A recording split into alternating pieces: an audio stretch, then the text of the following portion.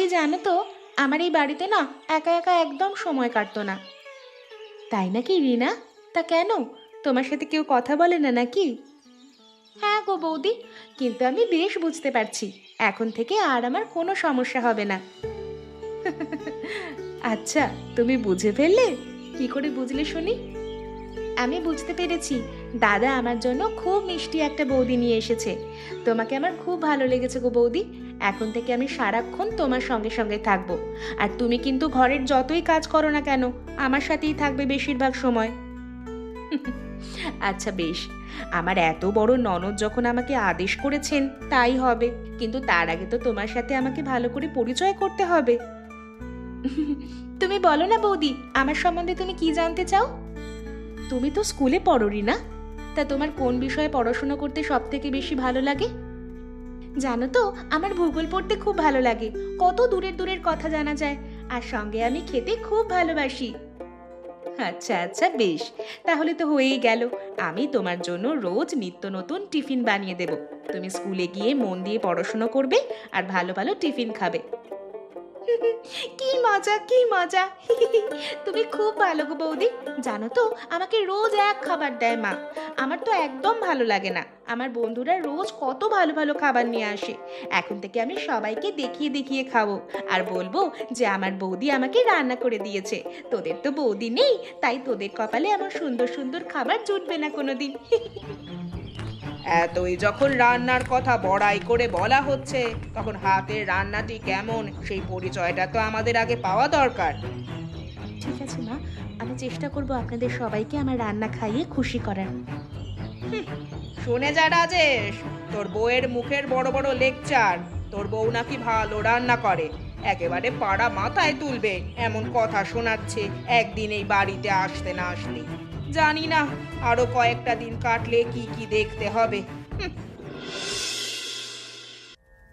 বৌদি, তুমি তো দেখছি সত্যি সত্যি এত সকালবেলা উঠে রান্না করে ফেলেছো। আমি তো বিশ্বাসই করতে পারিনি। তুমি জানতে আমি সকালে উঠে স্কুলে যাই? তা জানবো না কেন? তুমি আমাকে এত ভালোবাসো আর আমি তোমার সম্বন্ধে এতটুকু খোঁজ রাখতে পারবো না?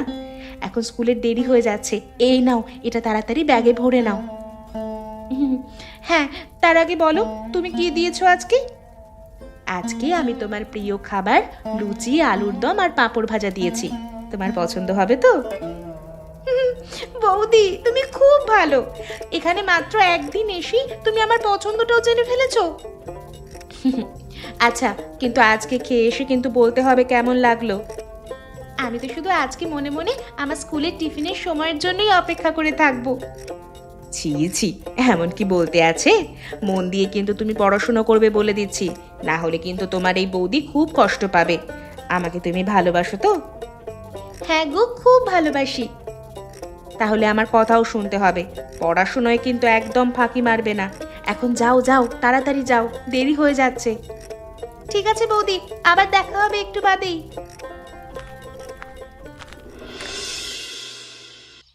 কি হয়েছে মা? এতদিনে তুমি তো কোনোদিন আমাকে এরকম গোপনে ডেকে সংসারের কোনো কথা বলতে চাওনি। গুরুতর কিছু হয়েছে নাকি? আর তাছাড়া বাড়ির লোকের সামনে বলতেই বা সমস্যা কোথায়? দেখ রাজেশ, আমি এখনো এত বোকা হয়ে যাইনি যে কোন কথা গোপনে বলা দরকার আর কোন কথা সবার সামনে সেটা ঠিক করতে পারবো না। কিন্তু কথাটা কি সেটাই তো বুঝতে পারছি না মা। এত গোপনীয়তার কি আছে? ঘরে নিজের লোকেরাই যখন ঘরে সমস্যা পাকায়, তখন গোপনীয়তা তো রাখতেই হবে। প্রথমেই সন্দেহ করেছিলাম, এখন নিশ্চিত হতে পারছি যে আমি খাল কেটে ঘরে কুমির ডেকে এনেছি। কি বলছো কি তুমি মা? কেন, কেউ তোমাকে কিছু বলেছে, অপমান করেছে তোমাকে? তার থেকেও ভয়ানক কাণ্ড ঘটে চলেছে রাজেশ। তোর চোখ নেই তাই দেখতে পাচ্ছিস না। কেন দেখতে পাসনি যে রিনা সারাক্ষণ তোর বউয়ের পিছনে পিছনে ঘুরছে? আজ কি দরকার ছিল ওর অত ভালো মানুষ সেজে ভোরবেলায় উঠে ওর জন্য রান্না করে দেওয়ার? আগে যেমন ভাবে চলতো তেমন ভাবে চললে কি ওর খুব সমস্যা হচ্ছিল? এই বাড়িতে এসে থেকে কি নিজেকে মালিক ভাবতে শুরু করে দিয়েছে? হ্যাঁ মা, তুমি এতে সমস্যার কি দেখলে? আমি তো সেটাই বুঝতে পারছি না। ওরা যদি দুজনে পরস্পরের ভালো বন্ধু হয় তাহলে তো ভালোই। আর তাছাড়া রিনা ছোট মানুষ, ও এত কিছু বোঝে। পূজাও এ বাড়িতে নতুন এসেছে, ওরও একটা সঙ্গী তো দরকার সারাদিন। দেখ, আমি এত কিছু বুঝি না, তবে সংসারটা আমি খুব ভালো করেই বুঝি। আমি নিজেও এই বাড়িতে অনেক বছর আগে এরকম নতুন বউ হয়েই এসেছিলাম। কই, আমার তো কারো সাথে এরকম আলগা বিরিদ করার দরকার হয়নি। ভালো বন্ধু বলে বলে তো আমার মেয়েটাকে আমার থেকেই দূরে নিয়ে চলে যাচ্ছে। মা, তুমি তাড়াতাড়ি বড্ড বেশি ভেবে ফেলছো। পূজা ওরকম মেয়ে নয়, ও তোমার থেকে দূরে নিয়ে যাবে তুমি ভাবতে পারলে? ওকে একটু সময় দাও, দেখবে সব ঠিক হয়ে যাবে। সব ঠিক হতে হতে মেয়েটা তো আর আমার থাকবে না। সব ঠিক থাকবে মা। পূজা কাউকে দূরে সরানোর মেয়ে নয়, বরং সবাইকে নিয়ে আগলে থাকবার মেয়ে। রাত হয়েছে, খেতে এসো, আমি চললাম।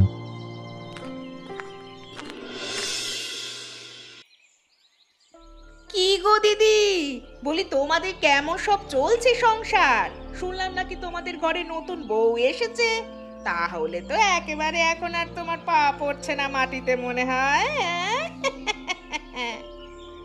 ও মা গো, এ আমার কি সৌভাগ্য! তোমরা দুজনে মিলে আমাদের বাড়িতে এসেছো। ঠিক আছে ঠিক আছে, এসো এসো, ভেতরে এসে বসে গল্প হবে। কিন্তু তার আগে যে আমি খুব খেতে ভালোবাসি। হ্যাঁ দিদি, তুমি তো জানো যে তোমার জামাইবাবু কেমন পেটু। তার নতুন বউ ভালো ভালো রান্না বান্না করতে পারে তো, নাকি এখনকার মেয়েদের মতো হাত পা গুটিয়ে বসে থাকে? এখনকার মেয়েদের যা স্বভাব, চোখেও দেখতে ইচ্ছে করে না, বাবা গো। হ্যাঁ, তা ভালোই করে, তোমাদের খেলে ভালোই লাগবে। দেখেছো দেখেছো, সরলা দিদি কোনোদিন কারোর প্রশংসা করে না, কিন্তু নতুন বউ এসে কিরকম বশ করেছে দেখেছো একবার, হ্যাঁ? কেন, এতে বশ করার কি আছে শুনি? যেটা সত্যি সেটাই তো বললাম। না না না না, ব্যাপারটার মধ্যে কিছু গন্ডগোল আছে। আমার বউ তো ঠিক কথাই বলছে। তুমি তো একেবারে তোমার বৌমার নাম শুনে গলে পড়লে গো। হ্যাঁ, নিশ্চয়ই এখন অনেক আদর যত্ন দিয়ে মাথায় করে রেখেছে তার শাশুড়িকে। দেখতে পাচ্ছ না কেমন সুখে শান্তিতে আছে? আমি যা সুখে শান্তিতে আছি তা দুদিন থাকলে তোমরা নিজেরাই বুঝতে পারবে। আমাকে আর আলাদা করে বলে দিতে হবে না। এমন সুখ যে ভালোবাসা দিয়ে ওই বউ আমার রিনাকে আলাদা করে নিচ্ছে আমার থেকে। এমন সুখে রেখেছে যে ছেলে আর বউ ছাড়া অন্যদিকে মাথাই দিতে পারছে না। এমন সুখে যেন ওপরওয়ালা কাউকে না রাখে। ঠিক জানতাম। চিন্তা নেই চিন্তা নেই, এখন আমি এসে গেছি, সবাইকে একেবারে সোজা করে রাখবো। এখন চলো তো, আগে ভিতরে চলো, তারপর দেখছি তোমার সংসারের জল কতদূর গড়াচ্ছে। আবার শুরু করলো। আমি আর কি বলবো, আমার কথা কোনোদিন কানে নিয়েছে? দাদু, ও দাদু, তুমি এরকম কাশছো কেন? তোমার কি শরীর খারাপ নাকি? আর মা, বুড়ো হয়েছি, শরীর তো খারাপ হবেই। বাবারে, বয়স হলে সবাইকেই একদিন মরে যেতে হয়। আমি বেঁচে আছি এটাই অনেক। কাকা, তুমি যে কি বলো সবসময় তার ঠিক নেই। তা রিনা, তুমি রোজ তোমার টিফিন আমাদের দোকানে এসে বসে খাও, তোমার বাড়ির কেউ কিছু বলে না? কে কি বলবে? এই জায়গাটা আমার বেশ ফাঁকা ফাঁকা ভালো লাগে, তাই আমি এখানে খাই। আসলে মা, তোমাকে আর কি বলবো, এ বয়সে আমার শরীর আর চলছে না। আজকাল বড় অসুস্থ হয়ে পড়ছি, তাই হোটেল চালাতে পারছি না। হ্যাঁ, তাই হয়তো বেশি দিন তুমি এই হোটেলে বসে আর খেতে পারবে না। হ্যাঁ, কাকাকে হয়তো হোটেলটা বেচে দিতে হবে। ইচ্ছে নেই, তারপরেও করার তো কিছু নেই। না দাদু, তোমরা হোটেলটা বিক্রি করো না। হোটেল বিক্রি হয়ে গেলে আমার খুব কষ্ট হবে। আমি কত ছোটবেলা থেকে এখানে বসেই খাবার খাই। কিন্তু এটা রাখলেই তো প্রতিদিন কত খরচ হয়, আর লাভ তো কিছুই হয় না। আমরা দুজনে মিলে ঠিক করে চালাতে পারছি না এখন। লোকজন তাই আসে না। খরচ জোগাড় করতে গিয়েই আমাদের অবস্থা খারাপ হয়ে যাচ্ছে। আর তাছাড়া বেচে না দিলে আমরা খাবো কি? তার থেকে বরং বেচে দিয়ে অন্য কোথাও কাজ খুঁজে নেব। রেখেও তো কিছু হচ্ছে না। একটা কথা বলবো তোমাদের। কি কথা বলবি মা তুই? আসলে আমার বৌদি না খুব ভালো রান্না করে। তোমরা যদি চাও তাহলে আমি আমার বৌদিকে গিয়ে বলবো, আমরা দুজনে মিলে তোমার এই হোটেলটা চালাবো। তোরা চালাবি? দাদু দেখেছো, আমি তো তোমাকে বলেছিলাম কেউ না কেউ নিশ্চয়ই এগিয়ে আসবে। ঠিক আছে রিনা, তুমি আজকে তোমার বৌদিকে বলো। কথাটা গোপনে বৌদিকে বলতে হবে, অন্য কেউ জানলে সর্বনাশ হয়ে যাবে। তখন আমাদের হোটেল তো চালাতেই দেবে না, উল্টে বৌদিকে কথা শোনাবে।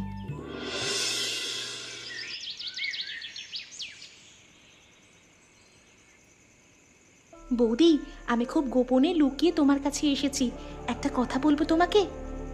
আরে রিনা, এত ইতস্তত করার কি আছে? তুমি তো বলেছিলে যে এখন আমরা বন্ধু, বসো। কি হয়েছে রে রিনা? আজকাল খুব পাকা পাকা কথা বলছিস তুই। বৌদি, তুমি খুব ভালো রান্না করো, কিন্তু এই বাড়িতে দাদা ছাড়া কেউ তোমার প্রশংসা করে না, আমি জানি। তাই আমার মাথায় একটা ভালো বুদ্ধি এসেছে। কি বুদ্ধি? জানো তো, আমি অনেকদিন আমাদের স্কুলের পাশের একটা বুড়ো দাদুর হোটেল আছে, সেখানে গিয়ে টিফিন খাই। গ্রামের লোকে বলে হরিরাম কাকার হোটেল। আসলে দাদু বুড়ো হয়েছে তো, তাই হোটেলটা চালাতে পারে না, ওরা ওটা বিক্রি করে দেবে ভাবছে। আর তুই কি ভাবছিস? না মানে বৌদি, তুমি তো খুব ভালো রান্না করো, তাই আমি আর তুমি দুজনে মিলে যদি হোটেলটা চালাই তাহলে তোমার রান্নারও সম্মান হবে, আর দেখবে আমরা দুজনে মিলে হোটেলটা খুব ভালো করে চালাতে পারবো। আমাদের পরিবারের জন্যও তো সেটা ভালো হবে, বলো? তুই যেটা বললি সেটা তো আমি বুঝতে পারলাম, কিন্তু তোর মা মানে আমার শাশুড়ি মা রাজি হবেন তো? তার আগে দাদা, তুমি রাজি তো? আমি রাজি আছি। আমি পূজাকে সব সময় বলে রেখেছি যে ওর স্বাধীনভাবে যেটা ভালো লাগে সেটাই করতে। ঠিক আছে, মাকে যদি না জানাতে চাও তাহলে সাবধানে করতে হবে, আর মা যদি জেনে যায় তখন সেই অনুযায়ী কল্পনা করা যাবে। তাহলে আমাদের নতুন কিছু একটা চিন্তা ভাবনা করতে হবে, এমন খাবার যেটা এদিকের কেউ এর আগে খায়নি। যেমন ধরো 7 রকমের মুরগির ঝোল। ঠিক আছে, তাহলে কাল থেকেই শুরু করা যাবে। ঠিক আছে বৌদি, আমি এখন যাই, মা জানতে পারলে গন্ডগোল হয়ে যাবে। তুমি আজকে শুয়ে পড়ো, কালকে এ নিয়ে কথা বলা হবে।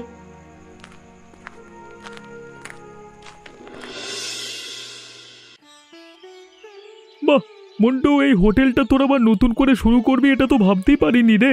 খুব ভালো লাগছে দেখে, আর এত সুন্দর রান্নার গন্ধ, এই গন্ধ তো আগে বেরোতোও না।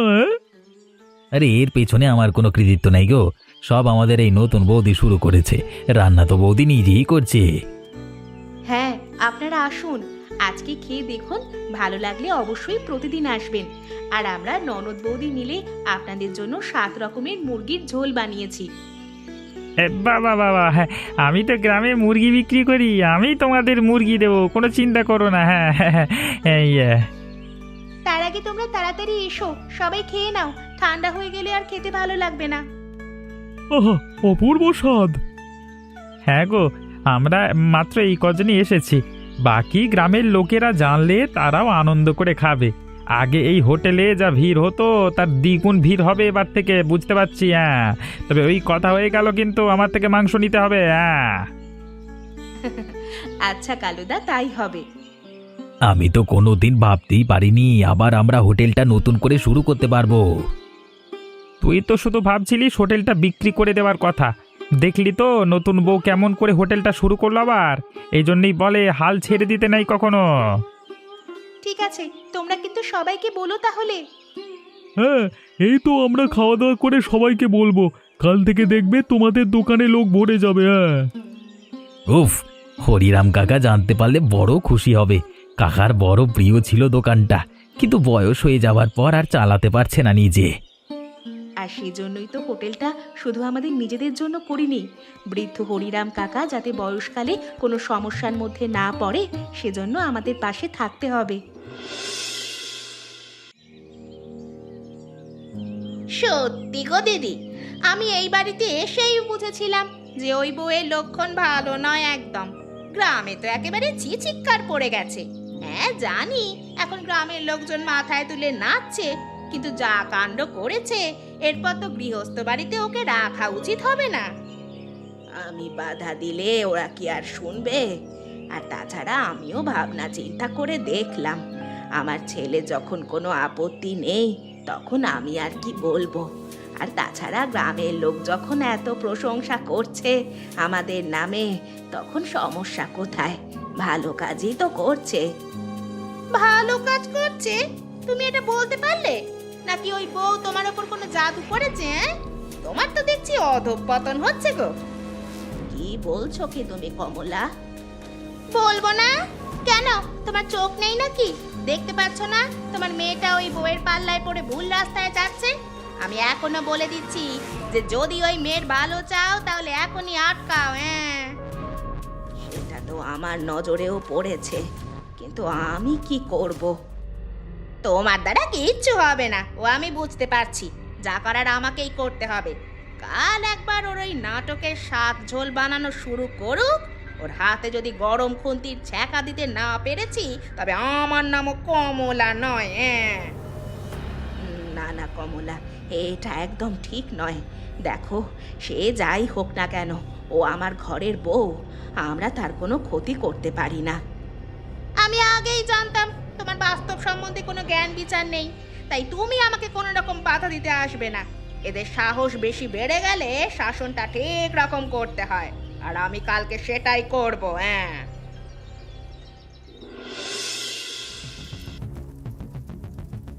আজকে ওই মেয়ে ছেলেটাকে পেয়েছি একেবারে বাগে। আর যদি ওকে পুড়িয়ে হাতের ছাল চামড়া তুলে ফেলতে না পেরেছি, তবে আমার নাম কমলা নয়। মন দিয়ে রান্না করা হচ্ছে না, নাম কামাবে বাজারে বসে। দেখাচ্ছি মজা।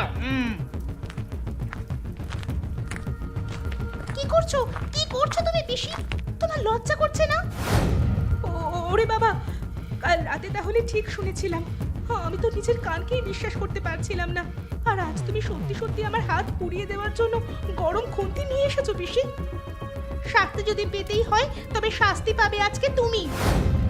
দাদা, দাদা এসে দেখে যাও, বৌদির হাত পুড়িয়ে দেওয়ার চেষ্টা করছিল এই পিসি। কি হয়েছে? কি হয়েছে কি? হয়েছে এটাই। এই চর যদি আমি আগে মারতাম, তাহলে আজকের এই দিন এসে উপস্থিত হতো না। আমি নিজেও অনেক ভুল করেছি, তবে বউয়ের কোনো ক্ষতি করার চিন্তা কোনোদিন মাথাতেও আসেনি আমার। আর তুই আমার বাড়িতে দুদিনের জন্য থাকতে এসে আমার বউয়ের হাত পুড়িয়ে দিচ্ছিস? এত বড় সাহস তোর! কি বললে? তুমি হাত পুড়িয়ে দিতে গিয়েছিলে কমলা পিসি? দেখো মা, আমি এ বাড়িতে অনেক কথা শুনেছি এই পিসির নামে, কিন্তু এরপর থেকে যদি এ বাড়িতে রাখো ওকে, তাহলে আমি আর থাকবো না এ বাড়িতে। এমন ছোট লোক মহিলাকে কোনো সংসারে থাকতে দেওয়া উচিত নয়। তোরা ভুল বুঝছিস বাবা, আমি আসলে তেমনটা করতে চাইনি। তুমি যে কি করতে চেয়েছিলে আর কি করতে চাওনি, সেটা আমি চোখের সামনে দেখতে পাচ্ছি। এত বড় ষড়যন্ত্র! কালকে যখন আমাকে কথাগুলো বলছিল, তখনই ভেবেছিলাম হয়তো মাথা গরম করে বলছে, কিন্তু আজকে দেখছি সত্যি সত্যি করতে এসেছে। ওদের ক্ষমা করে দাও, আমরা এই মুহূর্তে চলে যাচ্ছি। আসলে আমি কোনোদিন নিজের বউয়ের বিরুদ্ধে কোনো কিছু বলতে পারিনি, তো তাই প্রশ্রয় পেতে পেতে আজকে এরকম একটা জায়গায় গিয়ে পৌঁছেছে। আমাদের ক্ষমা করে দিও, ক্ষমা করে দিও। তুমি কি আরো নাটক করবে, নাকি এখান থেকে যাবে এখন আমার সাথে? বৌমা, তোমাকে একটা কথা বলতে এলাম। হ্যাঁ কাকা, বসুন। কি বলবেন বলুন। দেখো বৌমা, হয়তো তুমি শাশুড়ি হিসেবে তোমার বউয়ের উপর রাগ করেছো, কিন্তু ও আসলে গ্রামের সবার এবং আমার শেষ বয়সের অনেক ভালো কাজ করেছে। ও যদি আমার হোটেলটা না চালাতো, তাহলে হয়তো এই পুরো বয়সে হোটেল বিক্রি করে আমাকে না খেতে পেয়ে মরতে হতো। আর তাছাড়া গ্রামের মানুষদের কথাটা একবার ভেবে দেখো। তারা সারা দিন মাঠে ঘাটে এত পরিশ্রম করে, কিন্তু ভালো খাবার পায় না। এখন থেকে তো অন্তত তারা ভালো খাবারটুকু সস্তায় পাবে। আমি জানি কাকা, আর সেই জন্যই তোকে বলেছিলাম হোটেলটা শুরু করতে। আসলে কমলা ওরকম একটা কাণ্ড করার পর থেকে আমার নিজের ভিতরে অনেক অনুশোচনা হচ্ছে, কিন্তু আমি মুখ ফুটে বলতে পারিনি। এখন তোমরা সবাই আছো তাই বলছি যে আমি আসলে ক্ষমা চাইছি বৌমা তোমার কাছে। তোমার ওপরে অনেক অযথা অত্যাচার বা অনেক খারাপ কথা আমি বলেছি, কিন্তু বিশ্বাস করো আমি এখন নিজের ভুল বুঝতে পেরেছি। থাক মা, এখন ওসব পুরনো কথা আলোচনা করে লাভ নেই। আমরা এখন থেকে মিলেমিশে সবাই একসঙ্গে থাকবো, সেটাই অনেক। হ্যাঁ, এখন থেকে আমরা সবাই মিলে আনন্দ করে 7 রকমের মুরগির ঝোল খাবো। তাহলে দেখেছো তো, লোকের সর্বনাশ করলে ঘর থেকে ওরকম ভাবেই চলে যেতে হবে অপমানিত হয়ে। আচ্ছা, তোমরা বলতে পারবে আমার পড়াশোনার প্রিয় বিষয়বস্তু কি? উত্তরটা কিন্তু তোমরা কমেন্ট করে জানিও। আর আমাদের চ্যানেলটা অবশ্যই সাবস্ক্রাইব করো এবং গল্পটা বন্ধুদের সাথে শেয়ার করতে ভুলো না যেন।